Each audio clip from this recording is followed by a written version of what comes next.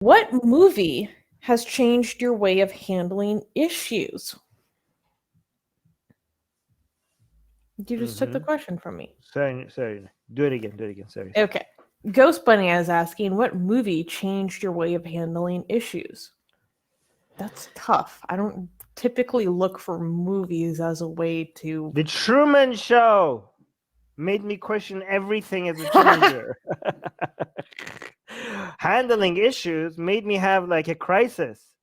Made me like, yeah, the Truman Show has made me even consider thinking about the world and having a philosophical view about everything. Yeah, it was the Truman Show. Does anybody else have had this impact? Like anybody else watched the Truman Show and had an existential, crisis? I've never seen the whole thing. Yeah, no, I was like, okay, I don't know anything anymore. I watched that movie. I was like, yeah. I'm most familiar with documentaries. Like that's the first thing that comes to mind.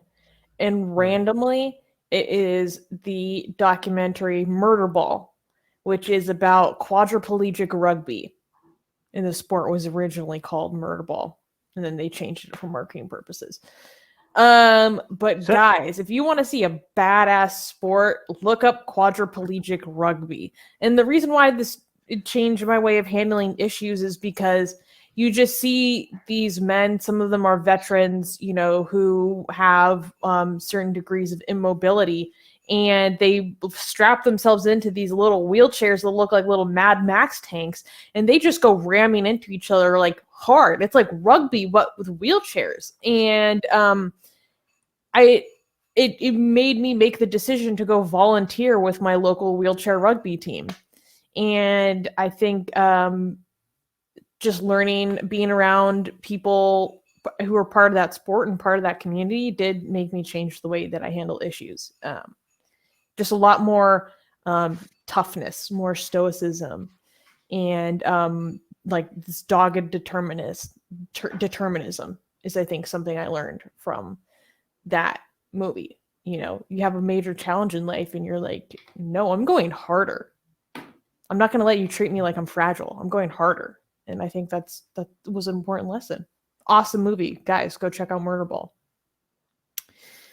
Samigo saying the Truman Show also made him question things. But Samigo also said The Matrix. Well, the Truman Show was the original Matrix. The whole idea of everything being an illusion, blah, blah. By the way, I'm not saying everything is an illusion and all that, but it still made me like, I think like teenagers need to go through a phase of nothing is real before they start actually building something more concrete about their view. Like, I don't like, I mean, I'm not saying like, but I'm just saying it's a natural phase for you to think. A lot of people went through a phase of like, nothing is real.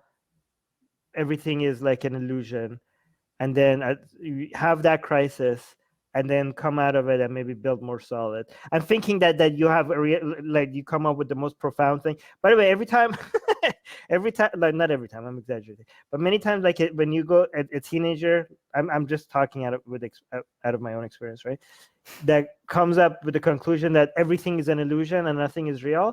It's interesting that we think like we just came up to the most profound realization in history, and we have figured out something that nobody else has figured out. And then once we start reading philosophy, we're like, oh, wait a minute. People have been saying this over and over and Armin, over it's really again interesting for centuries. It's really interesting that you would say that, because that is actually, I think, reflects something that is a standard part of moral development. So if we think about moral development from being an infant to adulthood, let's just like think of it as a trajectory, right? So you're starting to learn more about cooperation, how to treat people. And then when you hit adolescence, there's actually a dip in like moral behavior. It's because when you hit adolescence, you start to question what society taught you. And you start to observe from adults how arbitrary so many rules that society has decided on are. That's why teenagers are like, we don't need these rules. We could all just like live this way. It's a lot. It's very defiant because you realize how it's all so much of what we learn and do and the way we behave is just socially constructed. Right. And so that's why teenagers act out. There's this dip in morality. But then as you get further into adulthood, you realize like we need these rules for a reason. Actually, they're actually very useful. Not all of them are good, but we're working towards utility, right? Did that make sense? Yeah. No, it makes sense that these questions happens around the same time that you would expect them to come up. That's interesting. Anyway. Hey guys, if you're a fan of Blasphemy and Sexy Callie, like me, then you need to be sure to subscribe to our newsletter, link in the description below. Because if you subscribe, we will send you a free copy of our Blasphemous Art ebook. And let me tell you, it is the tastiest blasphemy that you can find anywhere available today. And we are so generous with our blasphemy that we continue to send you more blasphemy every week. So make sure to subscribe, link in the description below.